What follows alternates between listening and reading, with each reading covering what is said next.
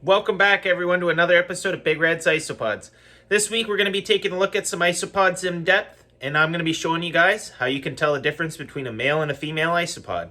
So, before further ado, let's get into it.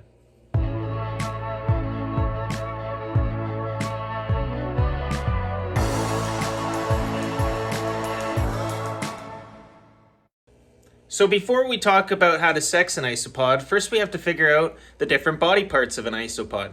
Thankfully, a friend of mine made me this for my birthday this year, so this can help us take a look at the different body segments of an isopod. So first we have the cephalothorax, which is the head of the isopod, which is where the antennae come out, as you can see. In the Spanish species, the antennae are very prominent, and so is the parts that we're going to be taking a look at today. Next, we have the Pleon, which is the back of the isopod, and is what helps the Armadillidium species curl up into a ball like they do. The next thing we're going to take a look at here is the periopods. So that's the legs of the isopod. And then the last thing that we're going to talk about is the Pleon, which is how we're going to be able to sex our isopods in today's videos, is by taking a look at the bum. So right here we have two bins of isopods that are going to be perfect examples of what I want to show you guys today. So we have our Bolivari that we're going to take a look at, and our dairy cows. So let's start with the dairy cows and take a look at them. These ones are an excellent species that learn how to tell the difference between a male and a female. Really where I got started was taking a look at these guys here. So if you know anything about isopods, it's going to be pretty obvious right away. The uropods on these isopods have quite a different length when it comes to the males and the females, especially on the Percellio species. Here, let me just grab a male here so we can take a look. So the uropods are actually the two tail-like configurations on the end of the isopod that you hear me talk about quite a bit in other videos.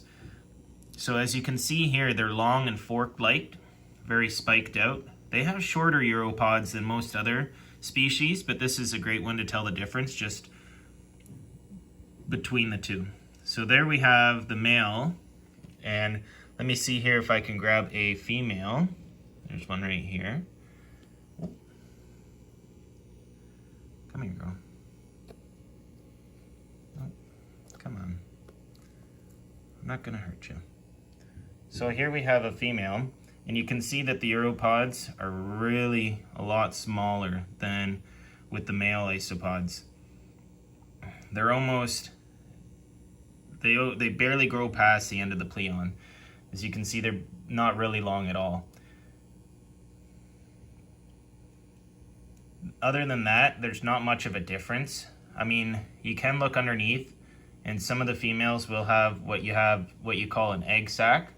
This female doesn't seem to have one right here. Let me see if I can get her upside down here for you guys. So we can take a better look at her here.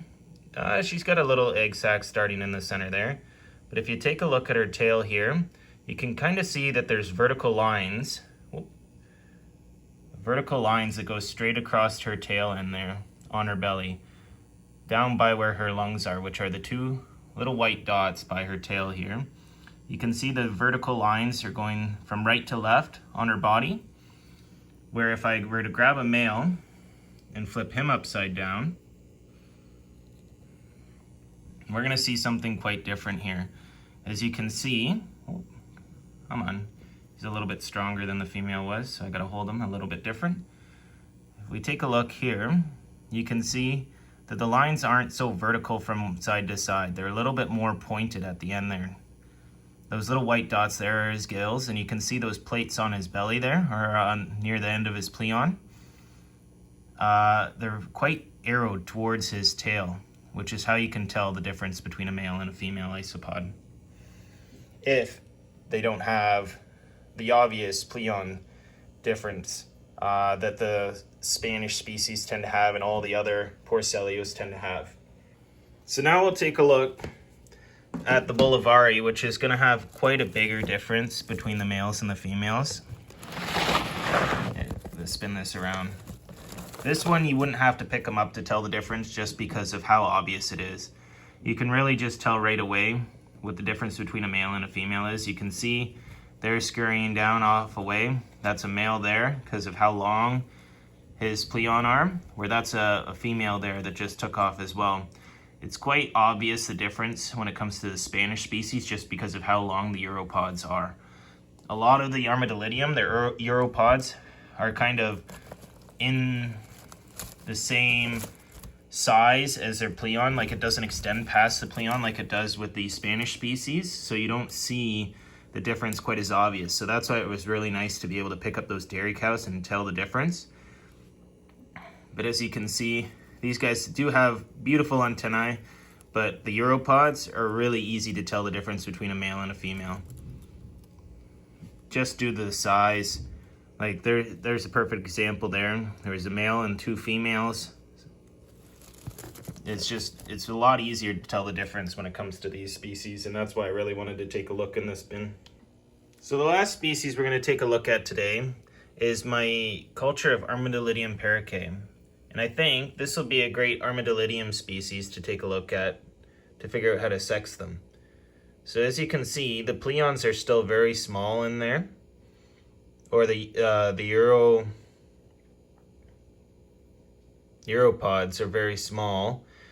But on the Pleon there, on the underside, we can tell whether it's a male or female by checking to see which way the plates are actually facing. And as you can see on this one, they're kind of pointed. It's a little bit difficult to see because he's trying to curl up here. But they are pointed, so I know that one's a male. We'll take a look at this one over here.